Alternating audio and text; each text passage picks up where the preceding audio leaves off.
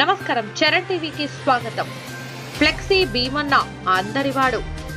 ఊరికి సేవ చేయాలి అన్న సంకల్పం ఆయన సొంతం. ఫ్లెక్సీ భీమన్నగా మెదక్ జిల్లా నర్సాపూర్ ప్రాంత ప్రజలు పిలుస్తారు. ఎలాంటి పదవులు లేకున్నా గ్రామ అభివృద్ధికి నిరంతరం కృషి చేస్తున్న భీముడితను 2 దశాబ్దాలుగా కాంగ్రెస్ పార్టీలో సామాన్య కార్యకర్తగా ఉంటూనే రాష్ట్ర స్థాయి బడా నాయకుల మెప్పు పొందుతూ స్వగ్రామం ఇబ్రహీంబాద్ గ్రామాన్ని అభివృద్ధి పథం వైపు మళ్లించారు. పరోపకారం చేస్తేనే ఆనందం ఉంటదని నమ్మే యంగ్ లీడర్ మన్నే భీమయ్య. అన్ని వర్గాల ప్రజలను అక్కున చేర్చుకుని తన వంతు సహాయం చేయడం ఆయన నైజం.